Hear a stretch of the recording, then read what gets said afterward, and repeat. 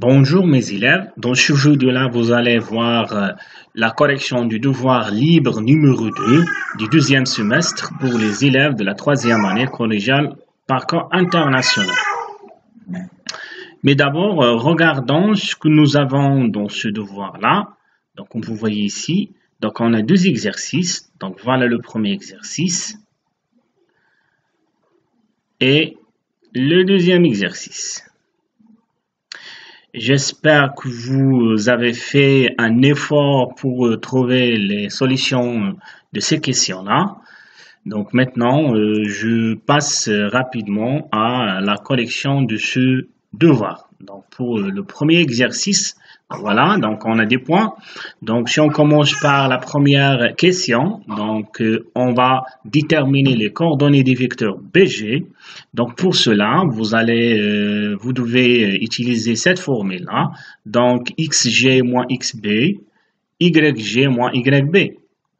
Donc si on remplace donc pour xg, voilà le point G, son abscisse c'est moins 7.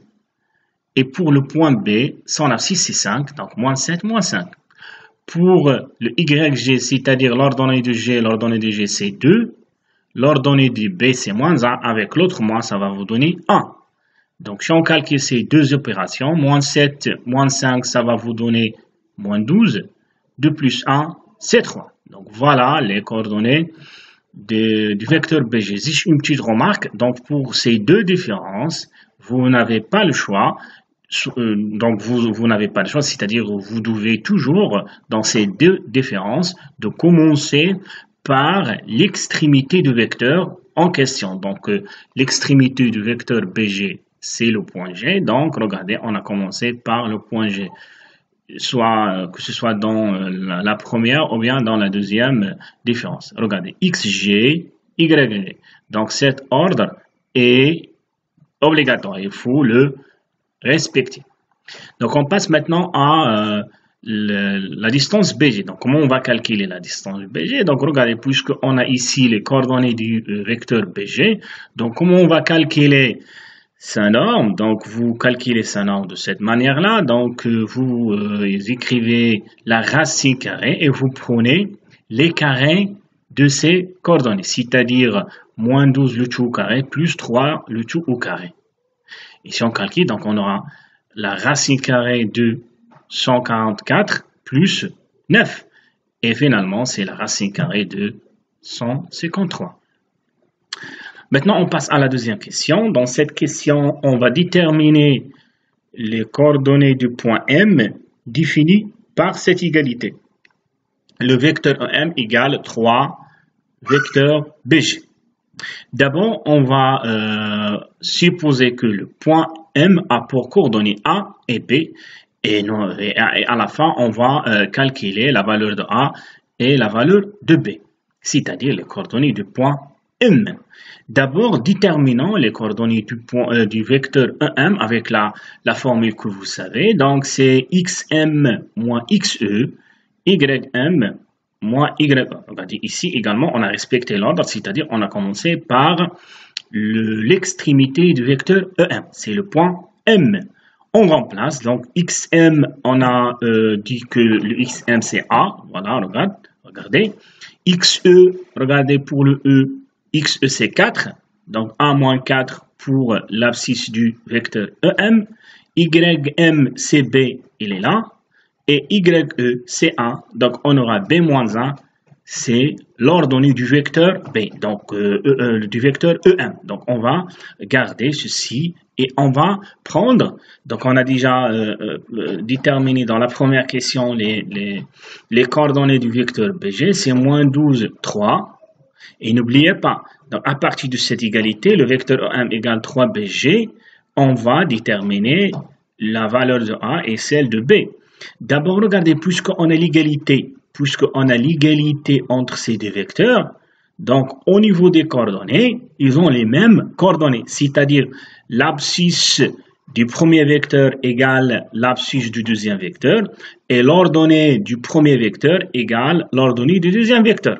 Donc, pour le premier vecteur, c'est EM, donc son abscisse, c'est 1 moins 4. Donc, ça va être égal l'abscisse du deuxième vecteur. Le deuxième vecteur, c'est 3BG. Donc, BG, son abscisse, c'est moins 12. Donc, 3BG, il faut multiplier par 3. Donc, on va multiplier moins 12 par 3 pour avoir l'abscisse du vecteur 3BG. Également, l'ordonnée du vecteur EM, c'est B-1 égale l'ordonnée du vecteur 3BG. Donc, 3BG, donc pour le vecteur BG, son ordonnée, c'est 3. On va le multiplier par 3 pour avoir B-1 égale à 3 fois 3. Donc, maintenant, regardez, on a deux égalités. Donc, on va déterminer dans chaque égalité l'inconnu. Donc, l'inconnu pour la première égalité, l'inconnu c'est A, pour la deuxième, l'inconnu c'est B. Donc, ici, vous avez deux équations du premier degré, hein, donc vous devez les résoudre. Donc, pour la première, donc, on aura A égale, donc regardez, 3 fois moins 12, c'est moins 36, et on va déplacer A, 4 dans l'autre, moins 4 dans l'autre côté, on aura plus 4. Et ici, on a B-1 égale à 9. Donc, B égale à 9 et moins 1, on va le déplacer dans l'autre monde. On aura plus 1. Donc, finalement, on aura A égale à moins 32 et B égale à 10. Et par la suite, les coordonnées du point M sont moins 32 et 10.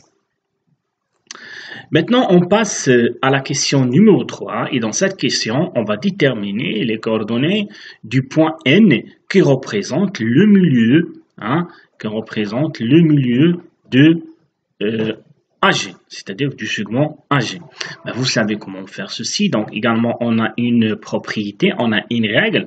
Donc, puisque N est le milieu de AG, donc le point N a pour coordonnées XA plus XG, le tout sur 2, YA plus YG, le tout sur 2. C'est-à-dire, vous prenez la somme des abscisses des extrémités sur 2 et la somme des ordonnées des extrémités sur 2. Et vous remplacez, donc pour XA, c'est moins 3, XG, c'est moins 7, le tout sur 2. YA, c'est moins 2. Et YG, c'est 2, le tout sur 2. Donc, si vous calculez ceci, moins 3, moins 7, c'est moins 10, divisé par 2, on aura moins 5. Moins 2 plus 2, c'est 0, le tout sur 2. On va avoir 0. Et voilà, les coordonnées du point N, c'est moins 5, 0. Donc, pour la question numéro 4, on va déterminer l'équation réduite de la droite AG. Donc, notons que la forme générale d'une équation réduite d'une droite s'écrit sur la forme y égale à mx plus p. Pour le m, c'est la pente. Le p, c'est l'ordonnée à l'origine. Et on va déterminer m et p. Commençons d'abord par la pente M. Ben, vous savez également la formule. Regardez, ce sont des questions très simples et directes.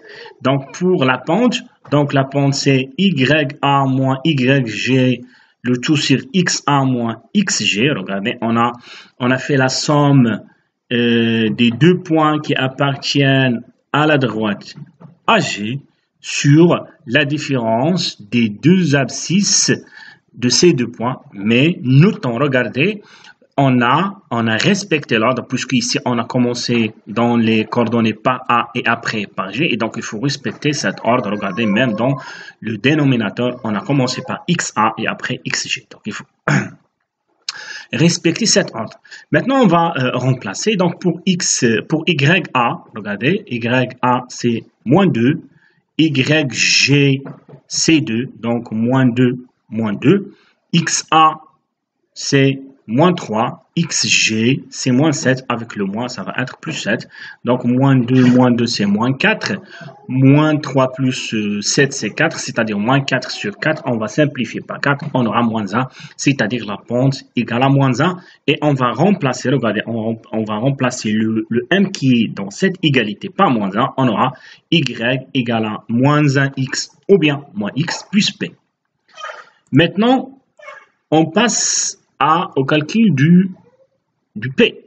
Donc, pour calculer le P, c'est-à-dire l'ordonnée à l'origine, donc vous prenez soit le point M ou bien le point G et vous remplacez les coordonnées du point choisi dans la dernière égalité. Donc ici, j'ai pris le point A. Donc bien sûr, puisque le point A a pour coordonnées moins 3, moins 2 appartient à la droite AG. Donc vérifie les coordonnées de ce point-là, vérifie la dernière égalité, c'est-à-dire cette égalité. Hein. Y égale moins x plus p, c'est-à-dire je vais remplacer y par moins 2 et x par moins 3. Et voilà, c'est ça ce qu'on a fait. Donc, moins 2 égale moins 1 fois moins 3 plus p. Donc, moins 1 fois moins 3, c'est 3. Donc, je vais de préférence, hein, garder le p dans le deuxième nombre. Ce n'est pas la peine de le déplacer dans le premier nombre. Donc, gardez le point p, plutôt le nombre p ici, et déplacer juste le 3 dans l'autre côté. Donc, on aura moins 2, moins 3, égale à p. Et par la suite, moins 2, moins 3, c'est moins 5. Donc, c'est la valeur de p. Et finalement, ça, c'est l'égalité ou bien l'équation réduite de la droite AG égale à moins x, moins 5. Maintenant, on passe à la question numéro 5. Et dans cette question, on a deux petites questions. La question petite a. Donc, on va démontrer que, donc d'abord, on va considérer une droite D d'équation réduite y égale à x plus 5. Et on va démontrer que la droite D est la médiatrice de la droite AG. Donc, vous avez d'après la définition, qu'est-ce que ça veut dire la médiatrice d'un segment? Donc, la médiatrice d'un segment d'abord est une droite qui passe par le milieu du segment et qui lui est perpendiculaire, c'est-à-dire il faut vérifier deux conditions.